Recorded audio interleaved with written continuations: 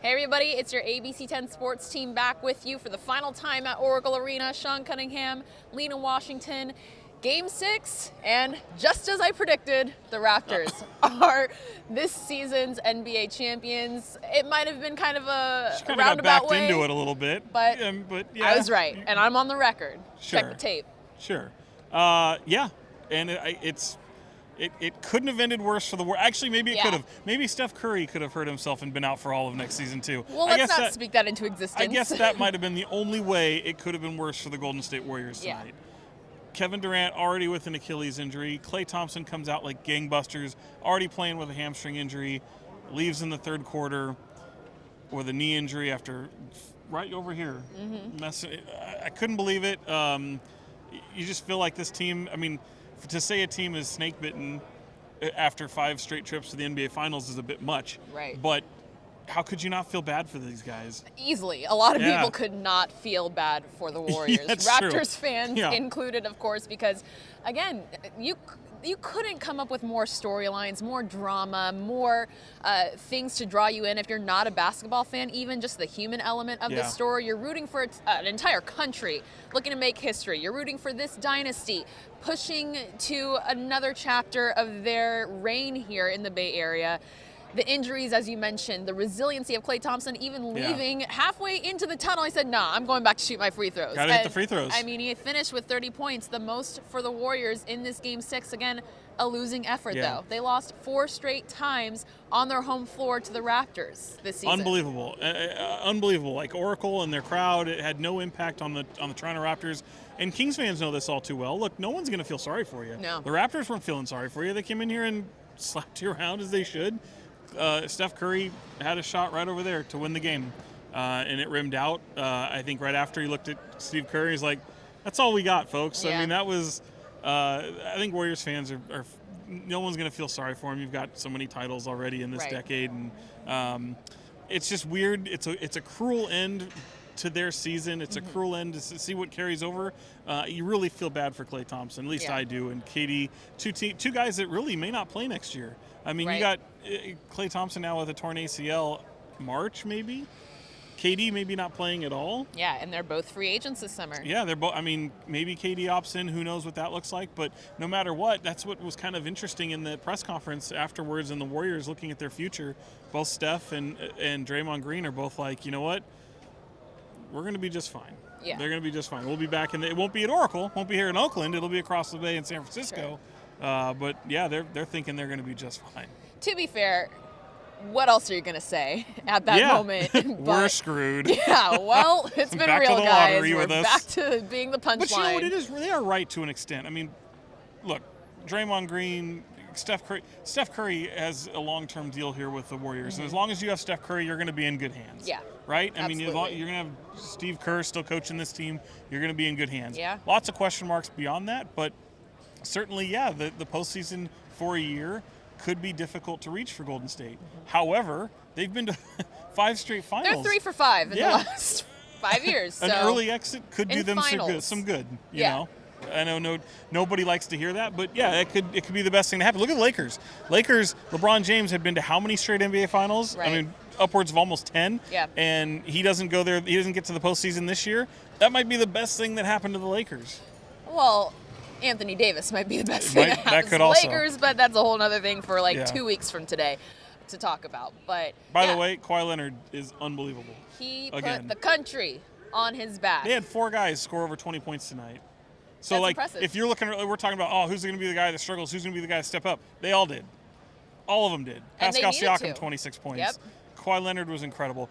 Kyle Lowry comes out of nowhere, scores 15 in the first quarter. He needed to. 21 at the half, and he's the guy that you're always like, hey, if he scores, that's a bonus for us if you're Toronto. Right. Such amazing what he provides on both ends of the ball, but you don't need him to score. They needed him tonight, and he was one of 4 guys to finish over 20 points. Incredible. This has been such a tight series, too. I mean, you had 9 points separating them in Game 1, I think 3 in Game 2, 1 point in Game 5, of course, 4 points today to seal the deal for Toronto, but I mean, that speaks to the Raptors and what they were able to do, of course, with the addition of Kawhi Leonard, so many Ks in this series. Kevin, Clay, but Kawhi Leonard being traded, of course, and DeMar DeRozan said earlier in this playoff series that he was what he thought was the sacrificial lamb for Toronto to get here.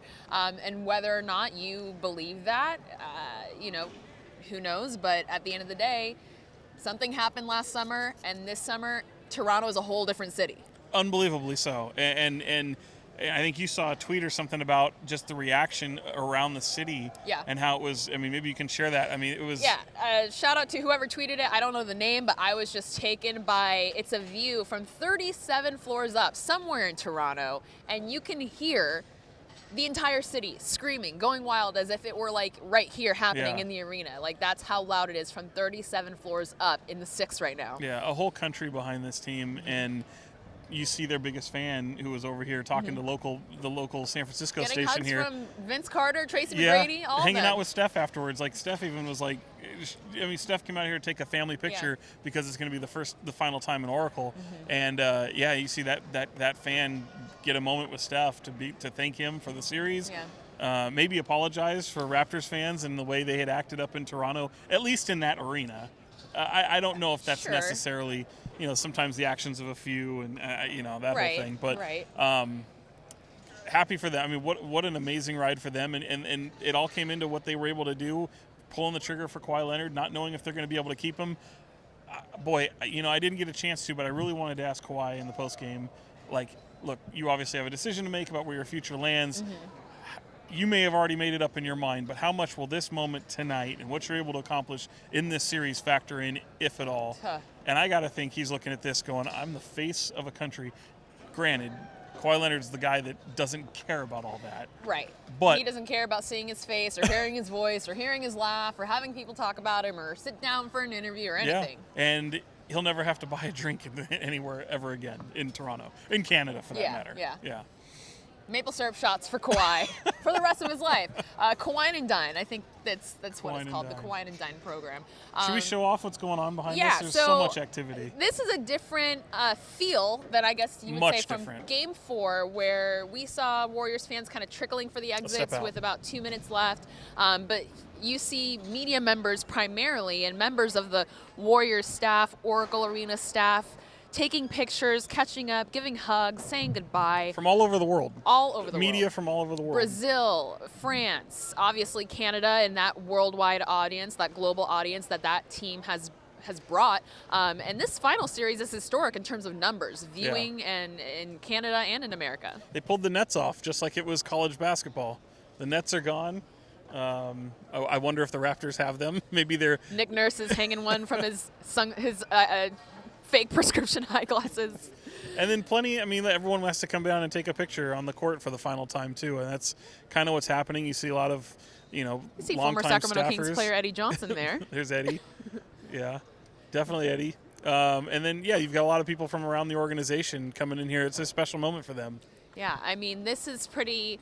It was almost kind of weird, and if you go to my Instagram or my Twitter, you'll see kind of more of the behind the scenes, but all the media people, the Oracle staff watching the final 18 seconds that went on for like 10 minutes in the tunnel and just waiting to see if that shot by Steph went down. But it was like silent in the tunnel for the final 3 minutes almost, and it got to the point where Toronto fans were almost louder absolutely. than the fans here in Oracle. Especially up in the upper deck where we were. I mean, there was like an entire section of them just rooting on their Raptors. And there were, again, much like Games 3 and 4 here before them, there were so many Raptor fans in attendance. It's kind of cool to see. It really is. And one noticeable absence, though, is your boy Drake. Yeah, I was a little upset that Aubrey did not make the trip, but we did see Gerald, G-Eazy, along with E40 and Too Short, Bay Area hip-hop legends. G-Eazy's kind of part of that new age, I guess you would say, but they put on a halftime performance. That was fun. Bay Area proud. I said that was the appropriate send-off that this place needed. Mr. Fab, too. Let's not forget Mr. him. Fab, yeah. I kind of wanted to see Hammer. I Montel really wanted Jordan, to see Hammer. where you at? Is this how we do it? No. Is this how we we do That's it. all right, though. We didn't need Montel Jordan. Everyone else was represented. Hammer was probably the only one. Former bat boy, by the way, for the Oakland A's. Oh. Yeah, I would have liked to have seen Kirk Burrell. Right, I mean, you got tons of Bay Area superstars that could have come out here in droves, music, acting, all of that. Yeah, one of them do the anthem. I Yep. mean, Pat Monahan from Train did it, and then the voice of an angel and Sarah McLachlan doing "Oh Canada." Yep. But this was fun. I mean, this was really. I think basketball fans really got a treat in the NBA. Look, whoever you root for, be it the Kings, obviously we're a Sacramento station. Whoever your NBA team is, the one thing you weren't denied of was an entertaining finals. Absolutely. Maybe the only game that wasn't entertaining was Game 1. After that, they were all pretty solid. Sure, yeah, I would agree. I mean, I think the entire playoffs really were pretty entertaining. And as you mentioned, we're a Sacramento affiliate, we're a Sacramento team, but more than once, even leading up to the playoffs, and as we talked to Tim Roy, longtime play-by-play announcer for the Warriors, he even alluded to, we could be covering the Kings. We could be covering the Kings in the playoffs. Maybe not the finals, but at least going into June, you'll see a little bit more Kings action. I mean, Warriors fans and people who watch the Warriors watch the Kings play them tough for the 4 times they faced off in the regular season. It could be an 8-1 matchup next year. We could be back in Chase Center rocking our purple and talking about a matchup between De'Aaron Fox and Stephen Curry. One could, that would be incredible. It hasn't happened yet, and we talked about it earlier in the playoffs. The one thing I always get a real kick out of is walking around this venue and seeing other media members from around the NBA. And, of course, they see me and they know Sacramento. I think that's the only thing. They don't even know my name. They just go, oh, Sacramento. The guy in the hat, Sacramento. And then when they do, they're like, oh, boy, you guys are really good. You guys are going to be really good. You guys, like, okay, we cover the team. I'm not part of the team. Sure. But, yeah, the Kings are going to be really good. And, yeah, they've got a really bright future. They shouldn't screw it up.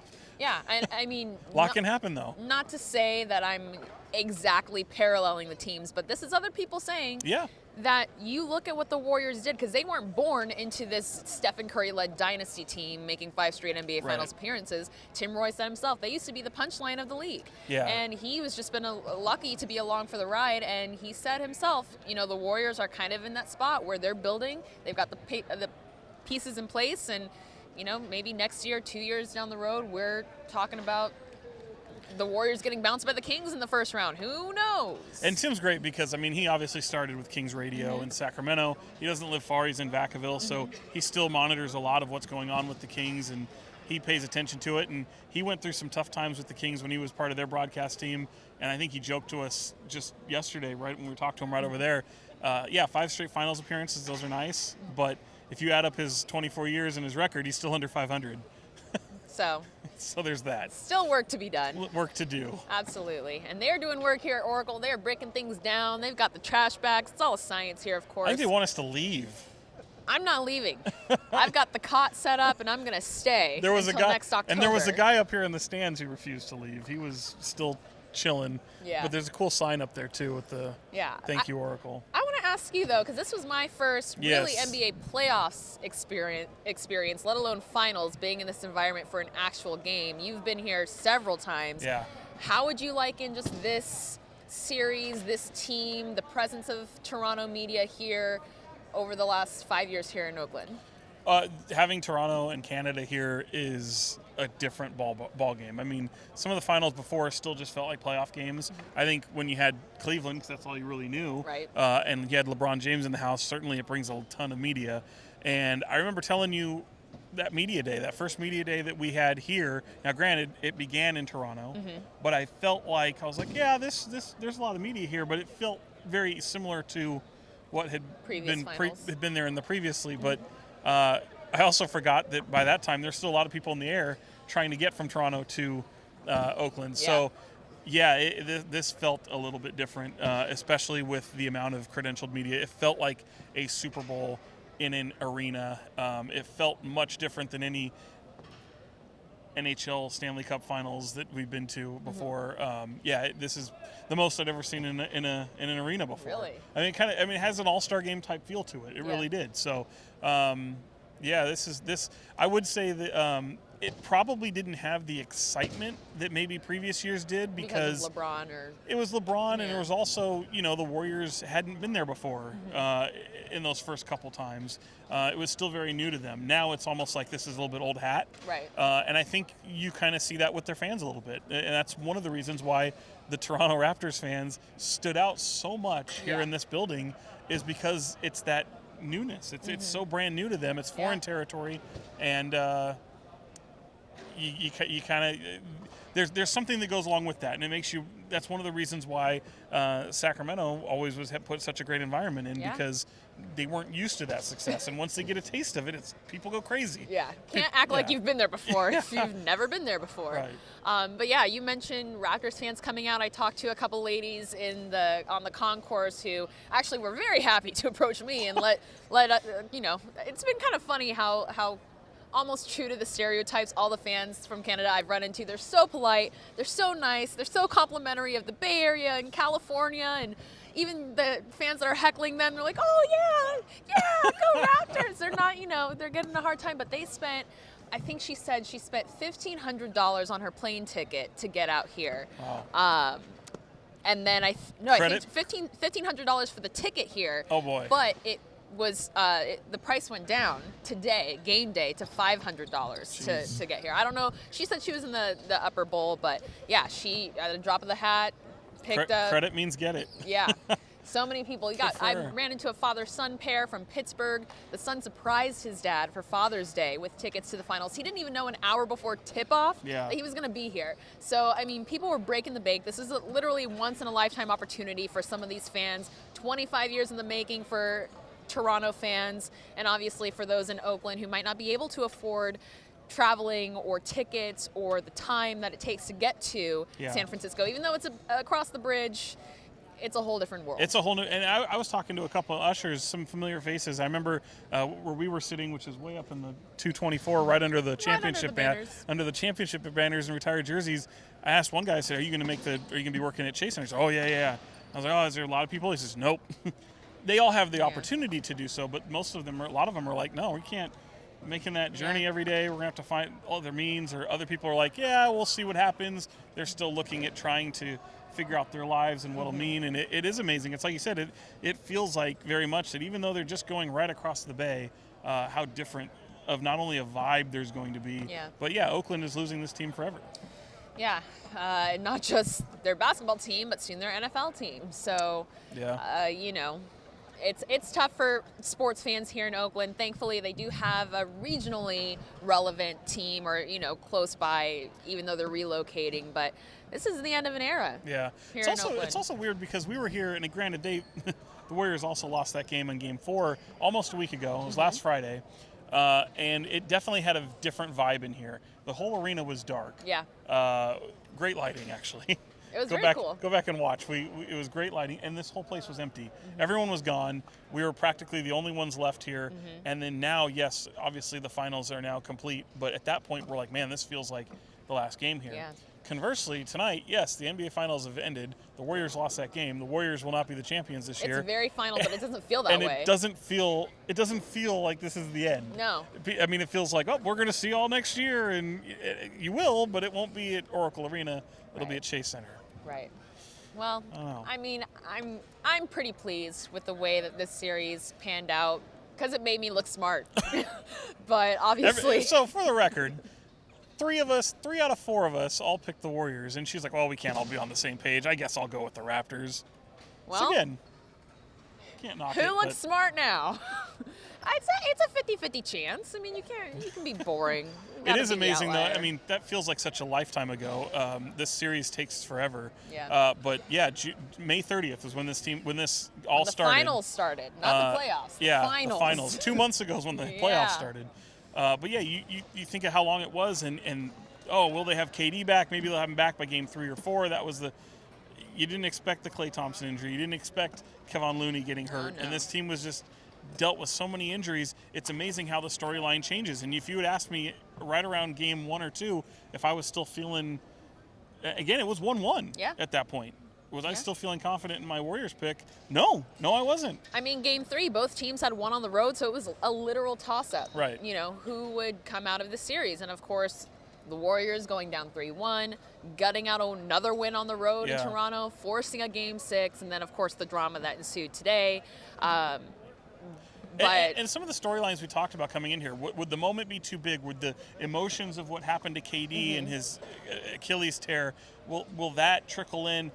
None of that. Right. I don't feel we really saw any of that. I felt like we saw similar storyline, which is they couldn't stop anybody. Yeah. The Raptors had a field day just on offense. Warriors couldn't stop anybody. They got decent production. But Clay really carried them right up until he got hurt right over here. Yeah, and that's how he was in Game 4 too. After missing Game 3, he came back and he was on fire in the first half. Yeah, and you got good production. I thought Andre Iguodala and DeMarcus Cousins. Andre Iguodala was fantastic. Yeah. DeMarcus, for as banged up as he is, I thought gave really good minutes, great production. But man, Andre Iguodala went deep into his bag of tricks to try to. He's a Finals MVP pull too. something out. Yeah, he was, and especially for how old he is. My God, 30. I mean, he's 35. 35 is not that. I mean, it's old in NBA years. Yeah, but it's like people hear that and it's like, you see Vince Carter playing. He'll be 43 next year. Well, he's half man, half amazing. Yeah. So that's why. But then you tack on the postseason that Andre Iguodala has played in, and again, we're 2 months from when the regular season ended, and which is hard to believe. The playoffs last that long. Yeah. Andre Iguodala, you tack all the playoffs that he's played onto that's like another season and a half. Yep. Oh my gosh, incredible. Yeah, I mean these guys take care of themselves. They got the best training staff, medical staff, all of that. Unfortunately, for a number of the Warriors players, their bodies just did not hold up for them in this series, and it's going to be interesting to see how this summer plays out. Sure is. With all the free agency storylines, plans, potential. And you know what a week from today is? Yeah, I'm already like getting nervous about what kind of Woj bombs or what kind of alerts I'm going to get on my phone, who's going to where. I mean, we've already gotten some Sacramento Kings news, movement and coaching and all that good stuff. A week from today is the NBA draft. Yep, it is. So already. Basketball don't stop, folks. And then you got Summer League. It's like literally you got a month off. Well, we got the California Classic, and then we got Summer League in 2 different states. California Classic, Summer League. But yeah, 2 states. And then, you literally have like August and a little bit of September off. Then you jump into it again. Training camp. Which is unfortunate for the Warriors because no matter who they have on their roster, if you have Klay Thompson and Kevin Durant, both of them won't be ready to start the season. Right. And likely won't be playing for the rest of the year. Right, yeah. The timing of their injuries, of course, there's no good timing for an injury, but it's a bit precarious being it right at the end of the entire season, the playoffs going into the summer free agency. So things are going to get interesting here in San Francisco next season. And of course, with the Raptors now, the champions of the East and the NBA, they are now going to be the hunted on that side of the country. And over here, if they keep Kawhi Leonard. I think a lot can change if they don't. But maybe this championship brings another major free agent, not Kawhi Leonard, but somebody. There's going to be tons of guys available this offseason, and I think everyone's going to be looking at him first. Kawhi, KD, even though he's not going to likely play, and Klay Thompson. Those are those everyone's got their eyes on. It'll be interesting to see, and I don't think this will happen. But look at what happened to baseball. Everyone was waiting for the Bryce Harper move, and everyone's waiting for even Dallas Keuchel, who just went into the season and finally lands with the Braves. Everyone was kind of waiting. Okay, what's he going to get? Okay, now I can sign. Bit anticlimactic though. Very much so. The Manny, the Bryce, all of that. Then you have that long stretch where it's like everyone's just kind of playing a staring contest with each other. And the NBA is a little bit different. June 30th, luckily, is a little earlier now. They can start the negotiating period opens up. You can agree to sign. I think it's gonna be a flurry of activity. No staring contests in the NBA. Yeah, no staring contests, except for us staring at you guys and you staring at us as we talk about the NBA. And of course, we're going to be all over free agency. The California Classic coming to Golden One Center for the second straight year, July 1st through the 3rd. Then we got Summer League the second week of July. Team USA coming up in Vegas. Yeah, we are You've got all over a couple it. Kings that'll be a part of that in the select team, and then Harrison Barnes, whether he's a King or not. Kings are going to India. They're going to India. We're not. Maybe not. I have my passport, so I'm ready. Might start She's coming for you, Mumbai. I'm coming for you.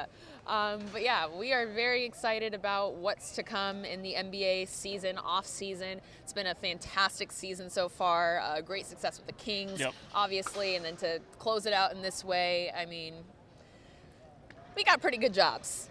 It's not bad. It's pretty fun. Not a bad gig. Not a bad gig. Yeah. But yeah. Any final thoughts on goodbye, the finals Oracle? for you? No, it doesn't feel like it did the other day, but I'm interested to see what the vibe is like in Chase Center. I don't think. Look, people are going to be excited at Chase Center. You're going to have a different type of clientele over there. I just hope there's still some of that Oakland charm that trickles across the bay with them. But this building was incredible.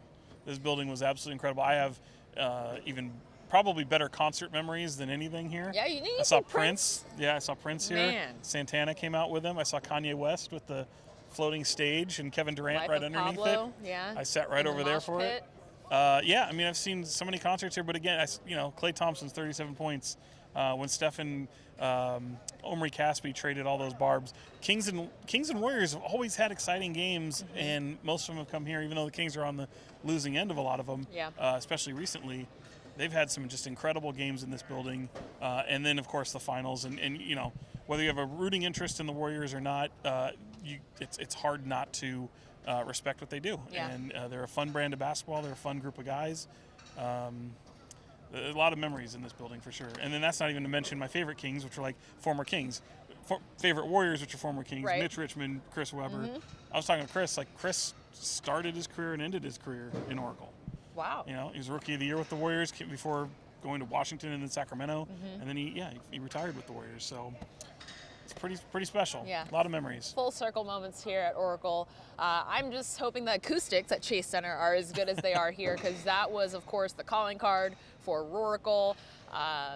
But as long as there are fans filling the building, I'm sure that shouldn't be a problem. Shouldn't be. All the new ones, if it's anything like Golden One Center acoustically, you're in for a treat across the bay, because the sound at Golden One Center is absolutely incredible. Yeah. Well, it's going to be rocking July 1st through the 3rd for the California Classic. The Warriors, the Lakers, the Heat, their young players will be coming to Sacramento to take on our young Kings. And we're gearing up for another NBA season already as this one comes to a close, the end of an era here at Oracle Arena. We've got tons of coverage, behind-the-scenes stuff, halftime performances, interviews, post-game reactions, sound checks, Metallica, all that good stuff. Vince Carter giving me a hug, recognizing Sean. Selfies with Shaq. Yeah, selfies, everything. If you don't necessarily care about what happened on the court, check out what we have on our playlist. Because, getting a beer with Brad Miller. Chugging beers with Brad Miller on the concourse in a Raptors shirt. That's right. Yeah, if you want to see that, head on over to our ABC 10 YouTube channel. We've got a 2019 NBA Finals playlist and an NBA Playoffs playlist from the Portland series, and they're shutting the lights off here. Time to go, folks. At Oracle. Don't have to go home, but you got to get up out of here. We literally got to get up on out of here, but that's Sean Cunningham on Twitter, L Washington TV on Twitter. We like shiny things, and we will see you. The roof is cool.